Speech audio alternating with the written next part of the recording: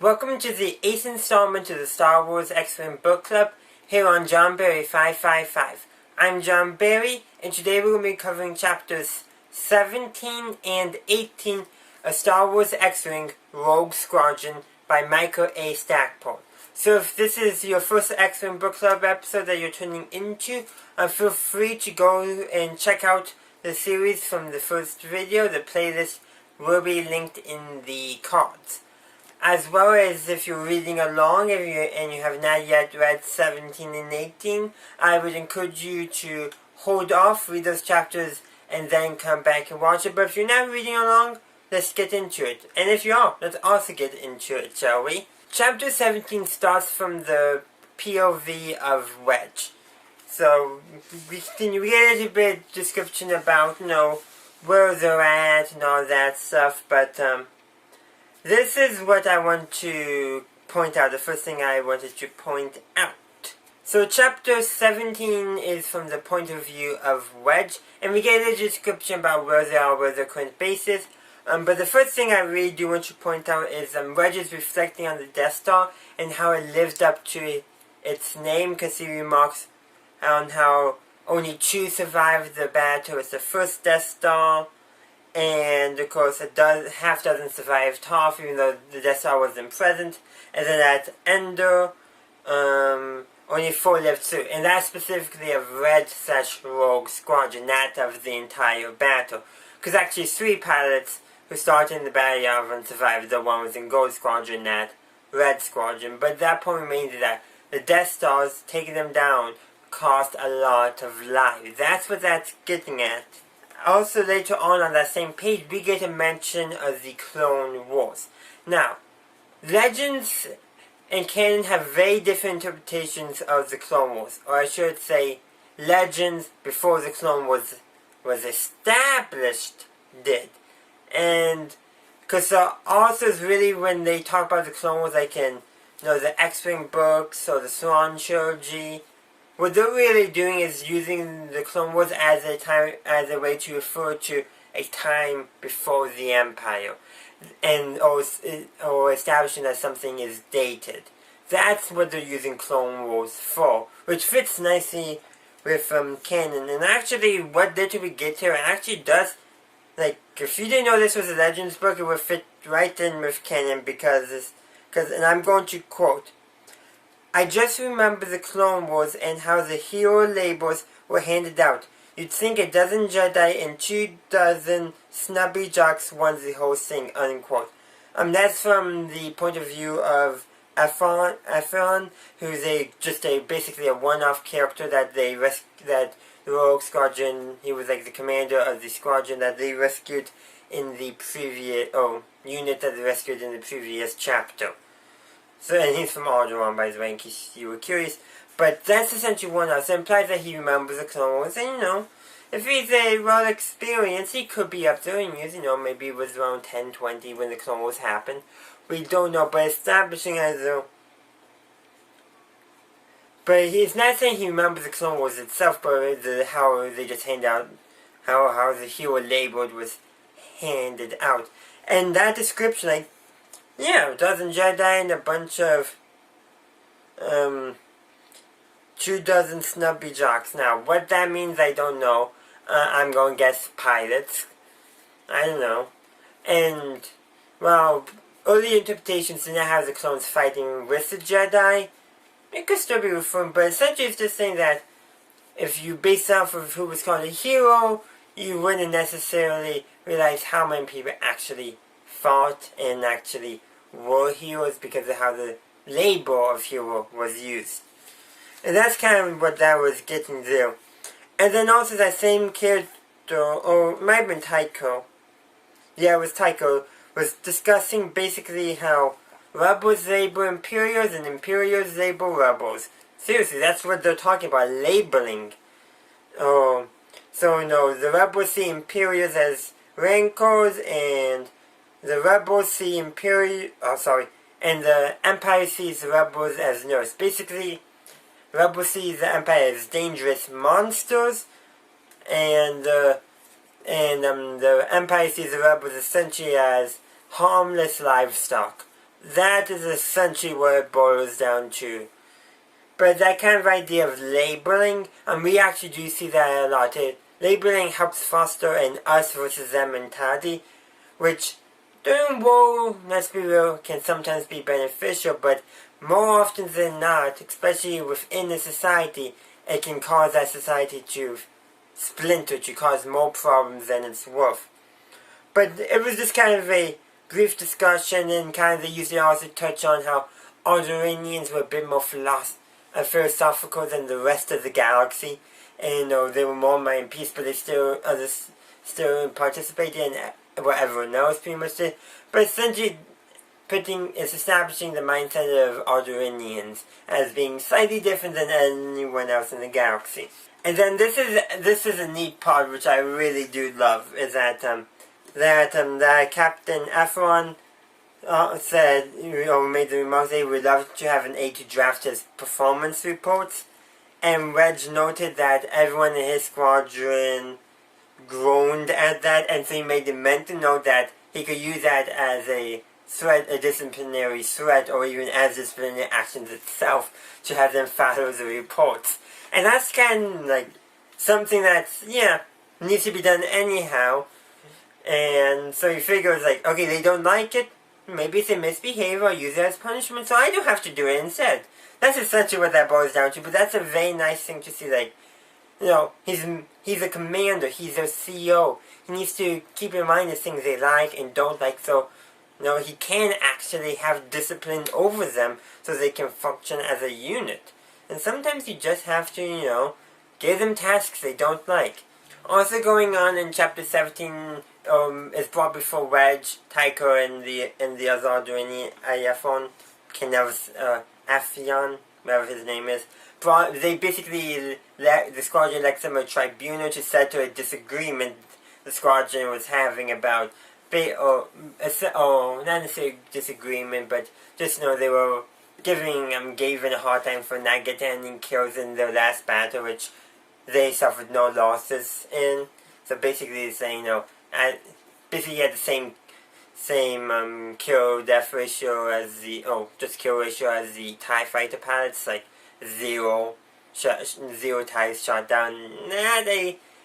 Not the best, but they go all through this and all that, and then they say that the worst pilot in the squadron would be basically apprentice to the best pilot, but at the same time, it's like, because Bo Jace assumes that he would be the best, but it's actually Cohen, and then they kind of made a little bet on who would be on a competition, and then Cohen agrees to have Gavin's kills and basically averaged with his, which then ultimately, when you average everything out, puts Cohen, Jace, and Gavin all at the same level, and so it ends up being Navarre Ven, the Twi'lek lawyer who's now a pilot, is now the worst because he only had 1 kill. So essentially, the lawyer for the client got the punishment instead, and Reg remarked how that appealed to him. That's just kind of hilarious. But that's going on, and then this is probably the first time this has ever happened in the book. In the middle of the chapter, we get a POV change. We go from Wedge to Critineau, the Imperial that we're following in this series. And that was that's I think the first time this has happened. We might have had some Wedge to Cohen transitions and vice versa, but this is the first time I know for sure where we went from Rebel to Imperial perspective in this book. Which, I'm taking that as significant. Because the Rebels just got off a major victory, now they're celebrating and having fun, teasing each other. And now here's Critineau searching for the base, using deductive reasoning that would get Thrawn a run for his money. I'm serious, if Critineau was, I'm going to spoil what happens to him later on in the series, Critineau does eventually die, but if he hadn't died and he was still alive when Thrawn came back, Thrawn would have found him very useful in helping to analyze the enemy. Seriously, reading this, he gives Thrawn a run for his money on deductive reasoning ability. And actually, it kind of reminds me of how Thrawn was able to find the Rebel base in Star Wars Rebels. And well, we don't get all the details, I feel like, in Rebels, like, we just get Thrawn's conclusion, but very similar idea in here. I wonder if the creators drew from this book at all, or it's just a happy coincidence, if you will.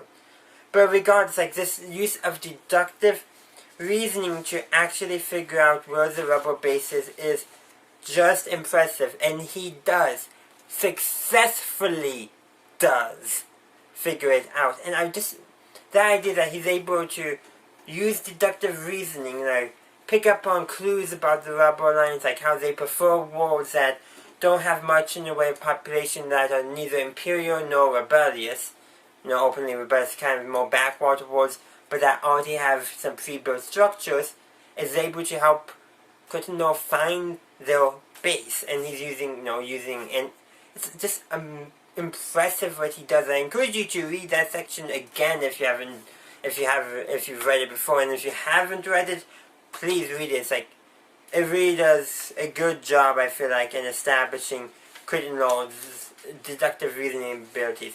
In my copy, it's on page 183 through 187, so that's something to check out. And we're now going on to chapter 18.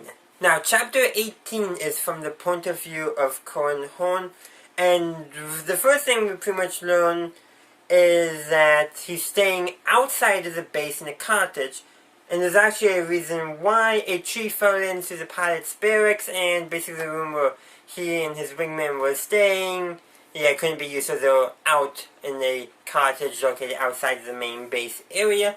But we also learned that Corran's wingman Oral is as previously established, is a ganged,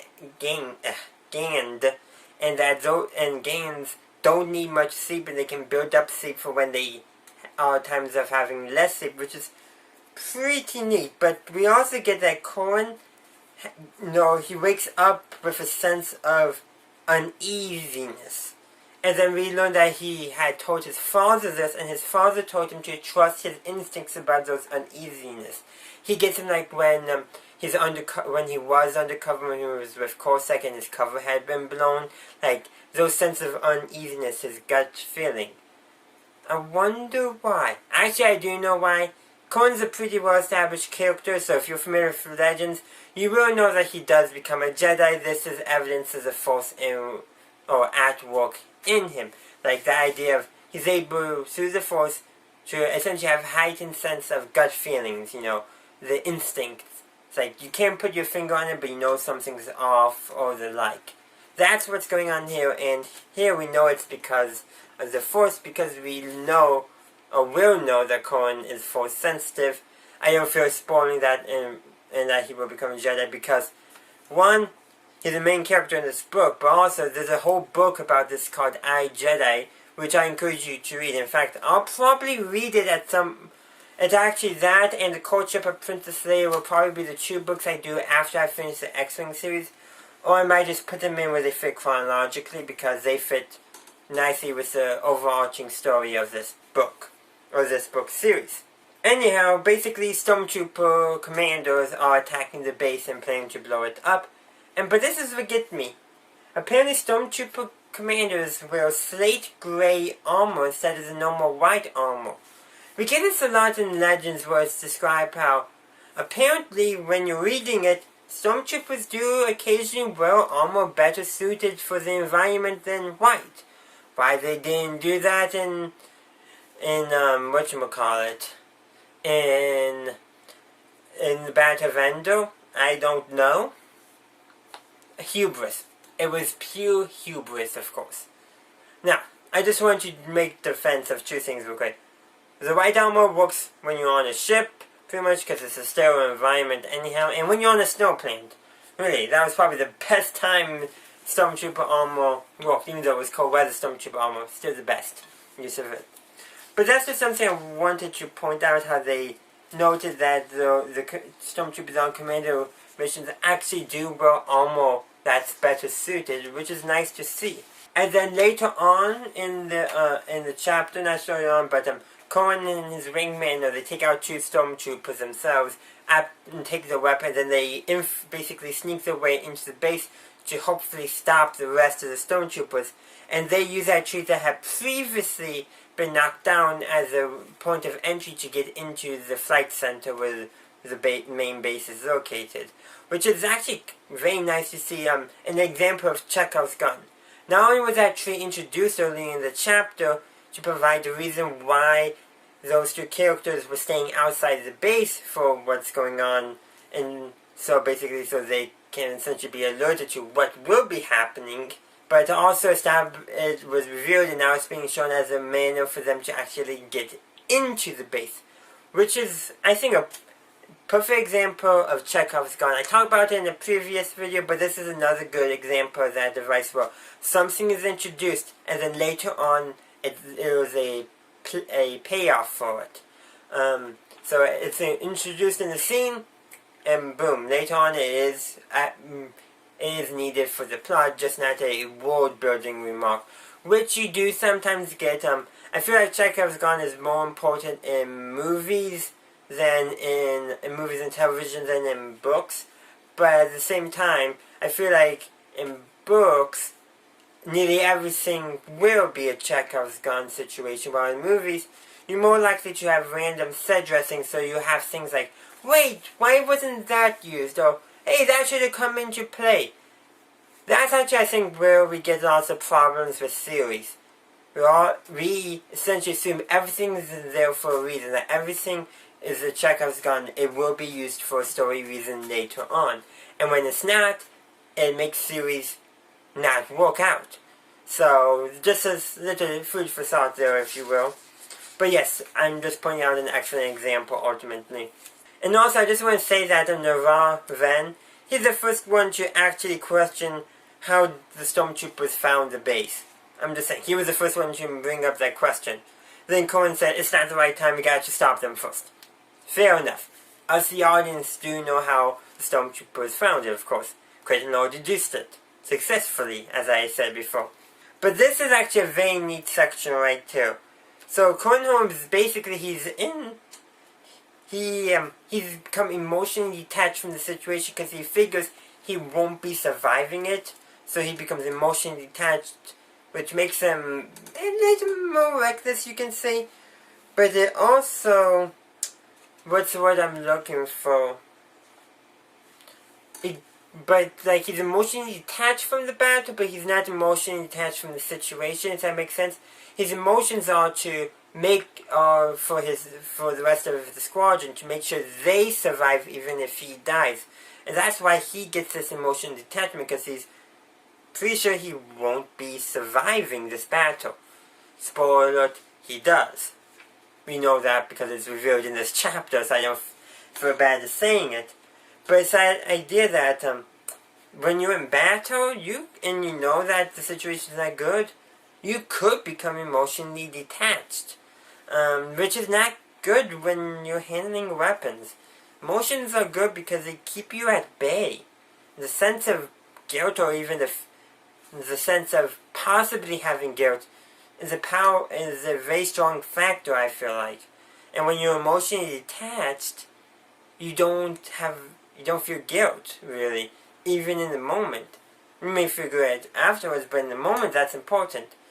And I'm going to move on from there, because we can all infer where that conversation will go, and let's keep it civil in the comments, shall we?